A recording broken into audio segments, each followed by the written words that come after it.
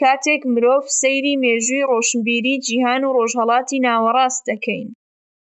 تا سەدەی 20ەم کەمجار ناوی ژنان لە بواری مێژوونووسینی فەرمیدا دەردەکەوێت.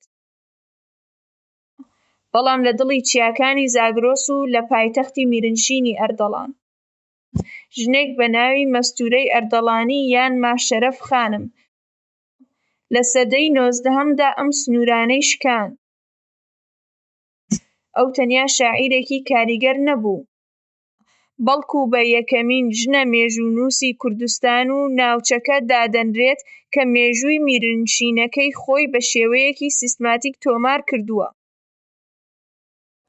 لەو بابەتەدا باس لە ژیانی ئەو شاکارە مێژووییەکانی و ڕۆڵی پێشەنگایەتی ئەو لە پاراستنی کولتوری کوردیدا دەکەین. ژیان و پەروەردە لە سنە مەستوورەی ئەردەڵانی لە ساڵی 1805دا لە شاری سنە، کە ناوەندی میرنشینی ئەردەڵان بوو، لەدایک بوو. بنەماڵەی قادری، یەکێک لە بنەماڵە هەرە دەوڵەمەند، زانا و خاوەن دەسەڵاتەکانی شار.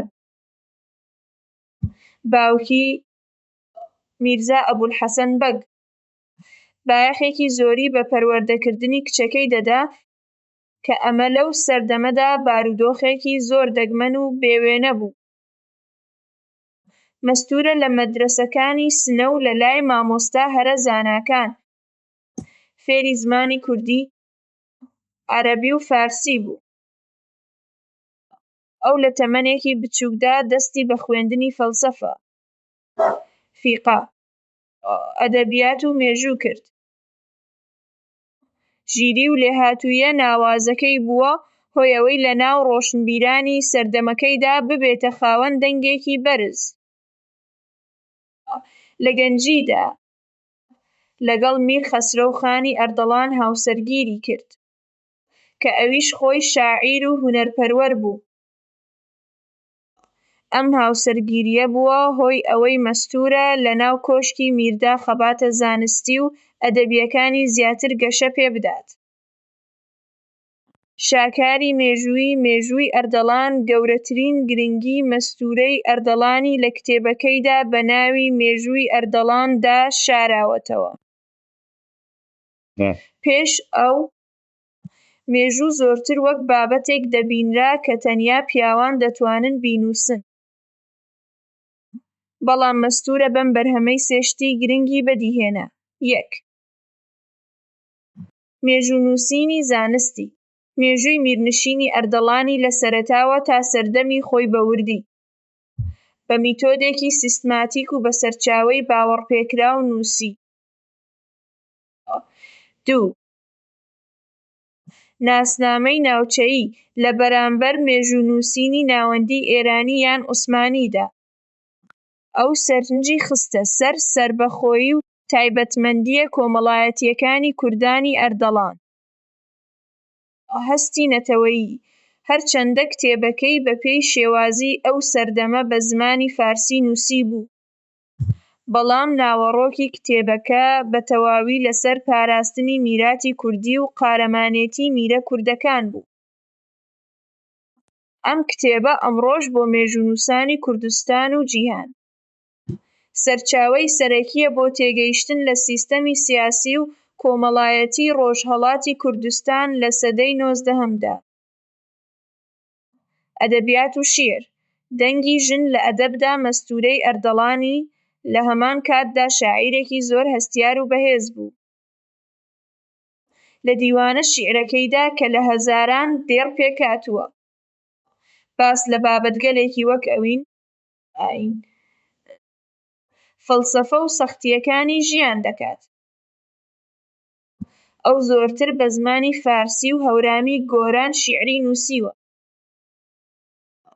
هەورامی لەو سەردەمەدا زمانی فەرمی ئەدەبی کۆشکی ئەردەڵان بوو. کاریگەری ئەو لەسەر گەشەسەندنی شێوەزاری سۆرانی لە ناوچەی ئەردەڵانیشدا زۆر گەورە بوو. بوێری هونەری ئەو سەرنجڕاکێشە. لە شیعرەکانیدا هەندێک جار بە شێوەیەکی زۆر ڕاشکاو باسی لە هەستەکانی خۆی وەک ژنێک دەکرد کە لە ناو کۆمەڵگەیەکی پارێزگاردا ئەمە نیشانەی کەسایەتیەکی ئازاد و پێشکەوتوو بوو.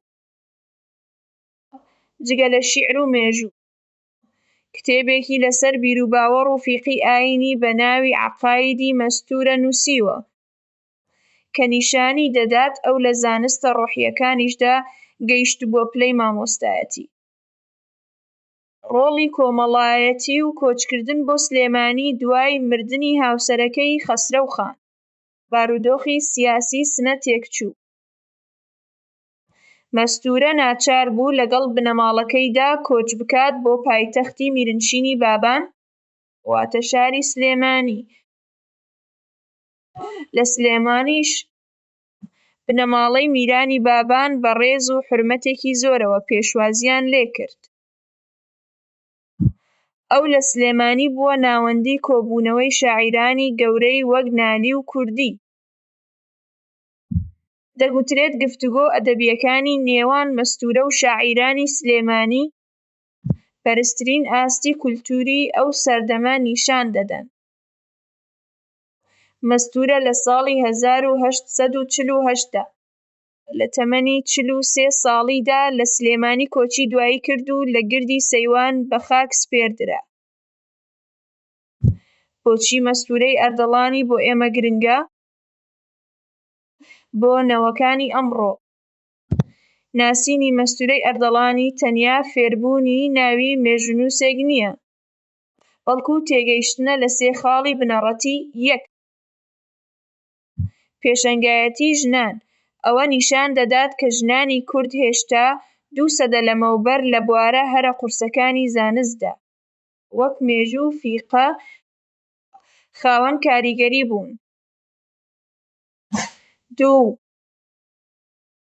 یەکێتی کولتووری ژیانی ئەو لە نێوان سنە و سلێمانیدا، نیشانەی یەکێتی کولتووری و ڕۆحی هەردوو پارچەی کوردستانە. زمان و ناسنامە، مەستوورە بە پێنووسەکەی نیشانی دا کە پاراستنی مێژووی نەتەوەیەک گەورەترین هەنگاوە بۆ مانەوەی ئەو گەلە.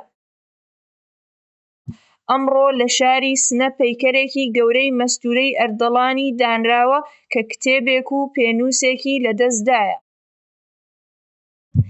ئەم پەیکەرە سیمبۆلی سەرکەوتنی زانیاری ژن و ڕووناکی بیری کوردیە. بۆ ئەو قوتابیانەی دەیانەوێت زمانی خۆیان دەوڵەمەند بکەن، خوێندنەوەی شیعر و مێژووی مەستوورە دەرگایەکی زێڕینە بەرەو قوڵایی کولتووری کوردستان